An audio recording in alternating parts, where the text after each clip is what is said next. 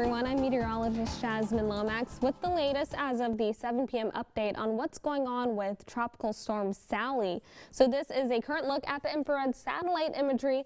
The system's moving somewhat slow at this point, about 160 miles south of Panama City, Florida. A lot of the rainfall right now is on the eastern side of this storm, so Florida is getting hit with a few thunderstorms, and that's going to continue until the storm begins to move a little bit further away from Florida. Winds are at 60 miles per hour, moving west-northwesterly at around 9 miles per hour.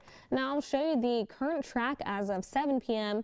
on where this storm could potentially move, and I do want to note that the track has shifted slightly to the west, just a hair, but every difference will be counted because that largely influences our impacts here in Baton Rouge and the surrounding areas. So this system is expected to gain enough strength to become a Category 1 hurricane before making landfall.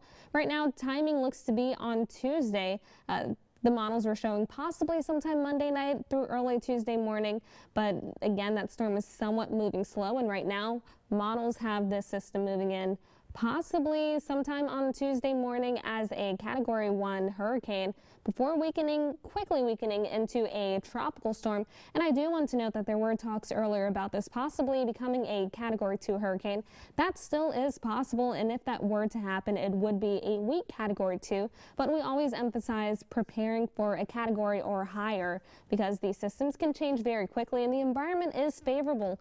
Waters are hot right now in the Gulf, and wind shear is starting to decrease. That's something. Low wind shear is favorable for cyclone intensification. So we will continue to monitor this system, and just to show you a little bit more on the potential landfall from two of our models. This is the European model, and I'll just drag through that system.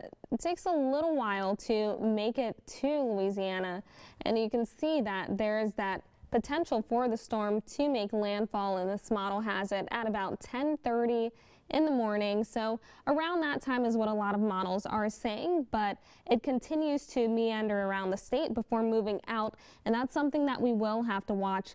When we talk about hurricanes and tropical cyclones, one of the biggest things isn't necessarily wind speed, it's the timing of that storm, like how fast or slow it moves. That plays a large role, so that of course is something that we will have to monitor. If that storm stalls even just a little bit, that will significantly increase the amount of rain that we see in our area. So that's something to keep an eye on. And again, there is still some disagreement on where this storm will move, so we will continue to provide you with updates on that as we receive them. But this particular model does have that storm moving around Grand Isle, and I'll show you another model. This is the GFS, or the American model, which did really well with the track for Laura just a few weeks ago. And this system has the Sally moving a little bit to the west, and that would be beneficial for us because our impacts would be minimized. They still would be there, but they wouldn't be as significant. And you can see the timing is very similar, possibly around 10:30 in the morning on Tuesday, and then that system begins to move inland and makes a northeasterly turn. That's what we are expecting. So there is agreement on that northeasterly turn, but it's where exactly the system makes landfall where we see some model differences. And I'll pull up some of the spaghetti models just to show you what they're saying, because again, there has been a lot of disagreement on where exactly the storm could move. A lot of models do have Sally moving a little bit further to our west, or further to our east, sorry. So that's something that we will know more of as the system continues to develop and intensify. But the storm is a little bit lopsided right now. Most of the rain that we're seeing is on the eastern side of the storm, and I'll show you that with the Doppler radar. You can see that right now, not much going on in our area. That's a little bit of good news.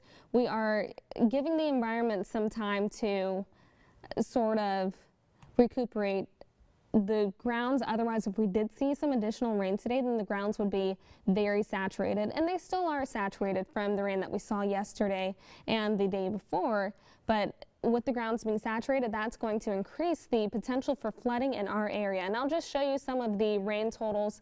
We were pretty much spared today, not much in our area, but New Orleans and some of those coastal spots did see a little bit of rain. And just to show you, around New Orleans, possibly around a 0.2 of an inch, so totals were not high, but these will continue to increase, as well as rain coverage tomorrow. That's when we're going to start to see some of those effects from Sally, excuse me. That's when we'll start to see some of those effects, mainly a few storms from those outer bands. There's a potential for gusty winds as well, and these impacts will begin to increase as we head into the evening and early nighttime hours. That's when we'll start to really see those impacts. And as far as rainfall totals are concerned, there's disagreement on this as well. This is from the Weather Prediction Center, possibly looking at 2 to 7 inches, and this is their latest update. Earlier, these numbers were a little bit lower, but I think these increased because of that slightly westward track of the storm. It moved just a little bit to the west, and if it moves a little bit to the east, expect this gradient to shift to the east as well. If it does move a little bit further to the east, our rainfall totals will be significantly lower, and if it moves a little bit to the west, expect the gradient to shift to the west as well, with heavier rainfall falling over our area. And now I'll show you the GFS, the American model, because there is quite a tremendous difference in what this is saying. As we take a look just through Thursday night, only 0.19 of an inch, so really not much at all. I think the GFS is more so leaning toward an eastward shift in the track, and that's why we start to see some of those higher totals around Mississippi and Alabama and the Florida Panhandle. So that's just something that we are going to have to keep an eye on. The track is going to be everything for the storm, along with how long it takes it to move over land. So here's just a look at some of the impacts that we're expecting.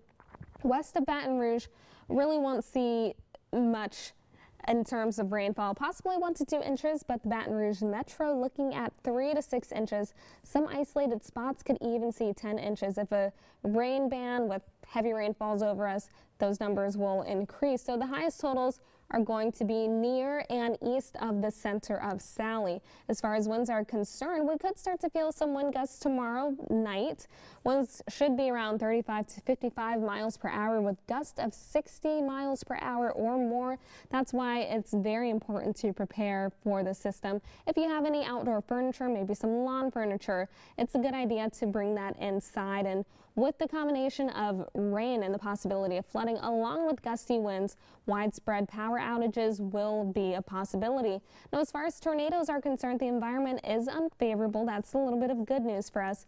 The areas that would likely see tornadoes, if there are any, would be in that northeastern quadrant of the storm. Now, as far as inundation is concerned, we're looking at 1 to 3 feet for Burns Point to Port Fourchon and Maurepas and Pontchartrain.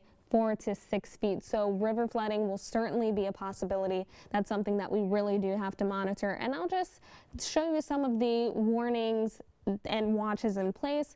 One of those will include storm surge, so you can see some of the totals that are expected, but we sit under a tropical storm warning. Areas in red under that hurricane warning, and then areas in yellow under a tropical storm watch. So the impacts that we are looking at again are mainly going to be rain and wind with the possibility of flash flooding. Also, storm surge warning is in effect from areas pretty much from near Grand Isle through the Mississippi-Alabama border. Then around Mobile, we see a storm surge watch. So again, the lakes looking at 4 to 6 feet. Around New Orleans, 7 to 11 feet of storm surge. That's why we saw some evacuations issued. Whenever we talk about tropical systems, storm surge is the #1 threat. So we always emphasize the importance of knowing your area, knowing your risk. Flash flooding will be a concern as well. We do sit under a flash flood watch. For our area, we're talking possibly 4 to 8 inches with the locally higher amounts, maybe greater than 12 inches. So a considerable amount to consider going forward. Make sure to stay weather aware. You do have plenty of time to prepare. Tomorrow should maybe will feature a few scattered storms, but nothing severe. That's going to come on Tuesday. That's when we'll start to see the majority of our impact. So always a good idea to prepare. You can never be too safe. And remember, do not panic. Have a plan in place and have your disaster supply kit ready. These are just some of the things that you can do to make sure that you are ready for whatever may come our way, and refill your emergency supplies, water, batteries, etc.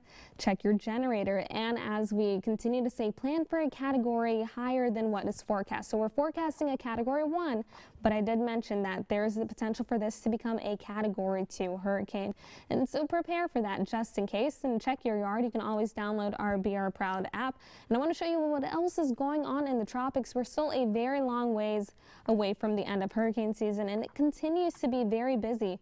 Renee is continuing to weaken right now, a tropical depression in the middle of the Atlantic. Hurricane Paulette is still continuing to strengthen, winds right now at 85 miles per hour. It is expected to become a category 3 hurricane now, with winds of around 115 miles per hour. The good news is it will not be an impact to the United States. It's going to continue to move over the open Atlantic.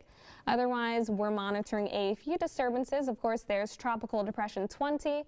There's another system as well, and I'll just show you here.